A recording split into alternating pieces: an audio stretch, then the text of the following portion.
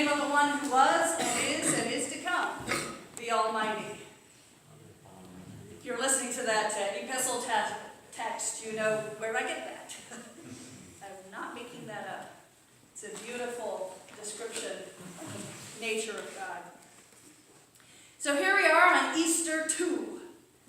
Easter 2. It doesn't end for the liturgical church. We have 50 days of Easter to celebrate. Right now, 75% off in the store. You can get your peeps. If you didn't get them, you can still get them. They're on a little table usually by the door.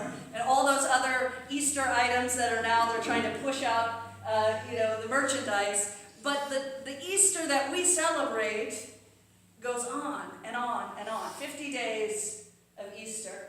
So here we are, the second week of Easter. And the text that we have is always this text. And I want to talk about it this morning because it's so powerful. And it's this wonderful realism about being a human being. We have this story of the disciples who are locked away. They have, on the first day of the week, this is the same day, as you'll recall, that Jesus' tomb is discovered to be empty. And in John's gospel, it's Mary Magdalene, but in the other gospels, a whole little group of women have come to the tomb to anoint Jesus, and they come back with a tale. He is not here, he is risen. And we know in this text what the rest of the disciples think about it. They have locked themselves in a room, away from everybody and everything. Their response is one of fear. Look, if we go running around town and telling people that he's risen from the dead, they're going to arrest us. I mean, we're not that foolish. They're very realistic. They have every reason to be afraid. They've locked the door. But here's the thing. There is no locked door that Jesus can't walk through. So if you read the text carefully, both times Jesus appears to them in this room, Jesus walks through the door. The door is locked. It is shut. But when you're resurrected in glory, when you're the Lord of all, you can say to the door, I'm going to walk through you now. You have a different body, a glorified body. Now don't get hung up on what does that mean exactly. I don't know what it means exactly, except you can walk through doors. That Jesus appears, and yet his recognizing him is sometimes really difficult. So there's something about him that's changed. But the text doesn't tell us. It just tells us something miraculous. He shows up despite their best efforts to lock him out. Despite their response of fear and their unbelieving, Jesus steps in through the locked door, and his first words to them are, peace be with you. Peace be with you. Well, that's good, because that's what they needed. And then there's the second part of the narrative. One of the 12 was with him, Thomas, the twin. And throughout church history, there's been this sort of thing where Thomas gets called the doubter, because he comes and tells us in the narrative that Thomas is told by the disciples, look, we've seen the Lord. And he is, again, incredibly realistic. He said, well, unless I touch him and put my hand, touch the nail holes and put my hand in his side, I am not believing this story. Now, there's not that much difference between Thomas at that moment saying that and the other disciples who had locked themselves behind the door before they had encountered Jesus. So we can't just lay it all on Thomas. You doubting fool, you're just such a doubter, you need to have faith. Look, the rest of them were behind that door too, initially. And what does that tell you? It tells you that doubt is a very human thing. Looking at the presence of God or a miracle of God, there is something incredibly human about what the disciples' response is. Yeah, no, I saw him die. I don't think he's just getting up again. I think that's what I'd say if I'd seen him crucified, flogged, and everything else. But here's the thing. The story of the Gospels that has Jesus appearing here to Thomas and to the others puts a little faith in the midst of their doubt. I mean, if we can acknowledge that doubt is just a normal human response to the world, and it actually will keep you safe. It keeps you able to distinguish between what's real and what's not real. If you think about it, doubt is really helpful. It could save you. I doubt that I have the ability to stand in front of that Mack truck. Well, that's a good doubt to have. So if you try to go stand in front of the Mack truck, it's not going to go well for you, right? Doubt is normal. What's happening here is not a lack of faith or some kind of moral feeling on the part of Thomas or the apostles. It's not. They're being human beings who have seen someone they loved brutalized and murdered and buried. Doubt is a normal human response to that. But here's the good news, is that there is no door that's locked tight enough to keep Jesus out of our doubts, of stepping into them and presenting himself, of taking us, perhaps like Thomas, by the hand, saying, "Here, touch me. Touch me." Jesus presents himself to them in the midst of their doubts and their fears to transform them. This is a powerful story that the church has decided in the lectionary cycle. We've got to hear this story. We've got to hear it again and again and again. Because as much glory as we raise on Easter Sunday, the singing, and we just raise the roof and it's awesome. There is in the text always this subtext of, wait a minute, not everybody's on board. Not everybody saw him. Not everybody shares the testimony of the women. In fact, in Luke's gospel, we heard last week, they thought it was an idle tale.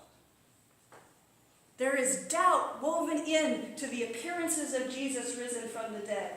Why? Because it's perfectly normal and natural. And it's the witness of the early church to say, despite all that, despite the doubt and the reasonableness of thinking this is all just made up, that's exactly the point at where Jesus shows up and presents himself to you and to me and to the disciples and to Thomas to say, I'm here. I'm here. I'm here. Now, if there is truth in this story, which I think there is, of course, the truth is, what do you do when Jesus actually shows up? See, here's the thing. Doubt is something that we can nurture. Do you know anybody that nurtures their doubt? Sure you do. It sounds like this. There's actually a cartoon character that you know very well who is an expert at this. His name is Eeyore. Right? Oh, Pooh, we can't do that. Nobody would show up. That's not gonna happen. Does anybody know somebody like that? The Eeyore kind of factor, right? Where Eeyore's, maybe he's clinically depressed or something, but basically the personality there is someone who looks at the world and just sees failure. Everything is a problem. Everything is just, been there, done that. It's not going to turn out well. There's no hope. It's just a grind. But these gospel texts remind us that the fabric of the impossible is where miracles lie. It's inviting God to come into the midst of our doubt. If doubt's normal, then what are these texts about? It's about God breaking through them and lifting us to a higher reality of love and of possibility and of miracle that we are just almost hardwired to deny. So let me ask you, did Jesus rise from the dead? Do impossible things happen? Do miracles happen? I'm going to say yes because I want in my life that I have witnessed, and I'd be happy to tell you about them. I am convinced, just as Mary Magdalene and the other women who saw and heard the voice of angels and saw the empty tomb were convinced that even though he was dead in every possible way, they witnessed it, he was now alive. Their doubt, their grief, their fear, everything that had overcome them on Good Friday has now been lifted to a new reality. He is not here. He is risen. He is not here. He is risen. The thing about nurturing our doubt is that you make no room for the possibility of God. So have doubt. You probably do. Probably don't even want to admit it a lot of the time. Because faithful Christian people have no doubts. That's like saying a human, you're a Christian person, you're not a human being anymore. It's ridiculous. Our questions and our doubts are actually a way in which we can have deeper faith. If we invite God and believe God to step into the midst of them and show us something of his mercy, of his resurrection, of his love in a new way. Now, think about Thomas again. When Jesus says, "Here I am," we don't know that Thomas actually reached over and touched him. What we do know is that Thomas's next words were, "My Lord and my God." It didn't take much. He didn't even have to reach out his hand. Just had to do with the invitation of Jesus. Here I am. So here's the homework for the week. Invite Jesus Christ, crucified and risen, to step into your doubts and your questions. The things in your life that you wrestle with perhaps very privately. Maybe nobody else even knows about them. If we know anything from these witnesses to the resurrection, is that there is no door, lock, shutting out where Jesus can't come in anyway, despite our best efforts. And he comes with a word of grace. Peace be with you. Peace be with you. He comes to our doubts and says, peace be with you. He comes into the middle of the fear. Peace be with you. Well, that's an awesome Savior in my book. Someone who is not, this isn't doctrine. This isn't beating somebody over the head. It's just Jesus in the gentlest kind of way, presenting himself to them just as they are in the midst of their chaos and confusion and, yes, their doubts and their questions. You think that they had questions before Jesus showed up? They had a whole bunch more, I'm sure, after he walked through the door that was closed and locked tight. They probably had way more questions. And there's something of that is very important for us. A dead Jesus is no threat to the empire.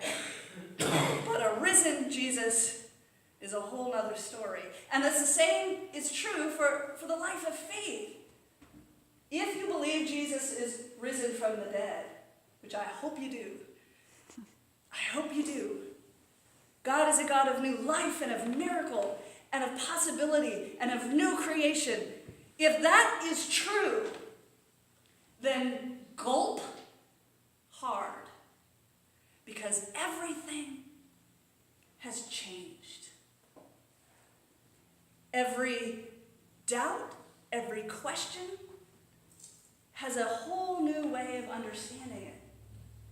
Because there the Lord stands with you to say, I'm here. Peace be with you. I'm here. Don't shut me out. Your assignment this week, really, I'm very sincere about this. It's one of prayer. Ask Jesus, the risen Lord, to come right alongside you in whatever fear or doubt you might have right now at this moment. Just sit with it, invite him, and then see what happens. See what happens. I am here to tell you, when you invite the risen Lord to come transform your fear into peace, is a whole new world. And that's very, very good news for all of us.